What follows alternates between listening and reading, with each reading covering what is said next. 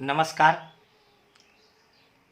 कल आपको वर्तमान काल के सामान्य वर्तमान काल का भेद का अध्ययन करा दिया गया था।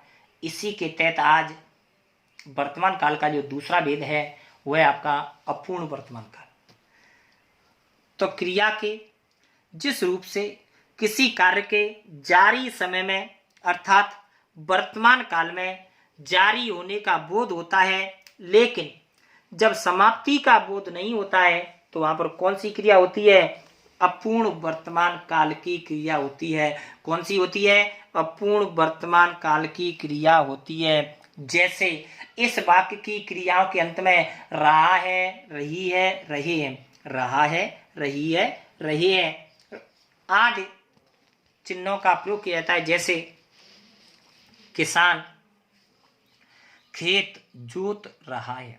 अब किसान खेत को जोत रहा है, अब पता नहीं कि पूरा जोता या नहीं जोता। तो जब यहां पर कार्य का प्रारंभ तो वर्तमान काल में हो रहा है, लेकिन समाप्ति का बोध नहीं हो रहा है, पूर्णता का बोध नहीं हो रहा है, अतः यहां पर कौन सा है? अपूर्ण वर्तमान काल। कौन सा है? अपूर्ण वर्तमान काल। जैसे मनीषा कपड़े धो रही है। मनीषा क्या कर रही है? कपड़े धो रही है। बच्चे खेल रहे हैं। बच्चे क्या कर रहे हैं? खेल रहे हैं। मैं व्याकरण पढ़ा रहा हूं। अब मैं व्याकरण पढ़ा रहा हूं, लेकिन अब पता नहीं कि पढ़ाया कि नहीं पढ़ाया, पूर्ण हुआ कि नहीं हुआ। मुकेश खाना खा रहा है। गीता नाच रही है। रमेश बाजार जा रहा है। तो इन सभी वाक्यों में कार्य के प्रारंभ होने का बोध तो हो रहा है, लेकिन यह समाप्ति का बोध नहीं हो रहा है, वो भी वर्तमान काल में हो रहा है। अतः यहाँ पर कौन सा है? अपूर्ण वर्तमान काल। कौन सा है? अपूर्ण वर्तमान काल। और इस काल की क्रियाओं के अंत में क्या आता है? रहा है, रही है, रही है। अगला जो आपका भेद आता है वो है आपका संदिग्ध वर्तमान काल। कौन सा होता है? संदिग्ध वर्तमान काल।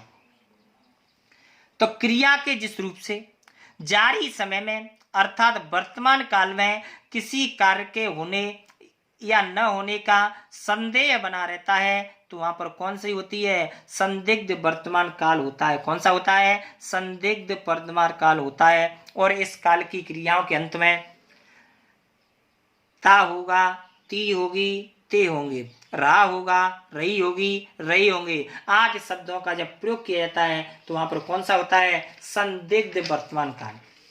ता होगा, ती होगी, ते होंगे, रहा होगा, रही होगी, रही होंगे। ये कौन सा है? आपका संदिग्ध वर्तमान काल। और अगर इसी में आ होगा, ई होगी, ए होंगे तो संदिग्ध भूत।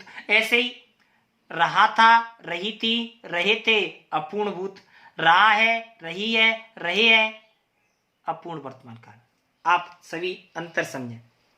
जैसे वाक्य देखें,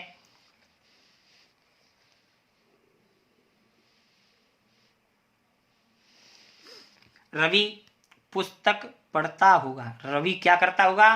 पुस्तक पढ़ता होगा। अब पढ़ता है कि न पढ़ता है पता नहीं है, लेकिन हमें इसके कार्य के होने के बारे में हमें क्या है? संदेह है। अतः यहाँ पर ता होगा। अतः यहाँ पर कौन सा है? संदिग्ध वर्तमान काल। कौन सा है? संदिग्ध वर्तमान काल। ऐसे ही मीनू खाना पका रही होगी। मीनू क्या कर रही होगी? खाना पका रही होगी। मोनिका सो रही होगी। बच्चे खेलते होंगे। इसी प्रकार वे घूमने जाते होंगे। गोपाल दिनेश को पीटता होगा। श्रेया गाना गाती होगी। मालती विद्यालय जाती होगी। अब इसमें सभी में होगा, होगी, होगे अर्थात कार्य के होने न या न होने का हमें क्या बना हुआ है? संदेह बना हुआ है, डाउट बना हुआ है। और जहां पर जिन वाक्यों में किसी कार्य के करने या न होने का जब संदेह बना रहता है, वो भी वर्तमान काल में या जारी समय में होने का बोध होता है। अतः यहाँ पर कौन सी क्रिया होती है? संदिग्ध वर्तमान काल की क्रिया होती है। कौन सी होती है? संदिग्ध वर्तमान काल की क्रिया होती है। और इन क्रियाओं के अंत में क्या होगा? ता होगा, ती होगी, ते होंगे, रहा होगा, रही होगी, रही होंगे आदि लगे रहते हैं। यहाँ पर आपका वर्तमान काल का जो तीसरा भेद है वो आपका समाप्त होता है। अगला आपको नेक्स्ट वीडियो पढ़ाया जाएगा। तब तक के लिए नमस्कार।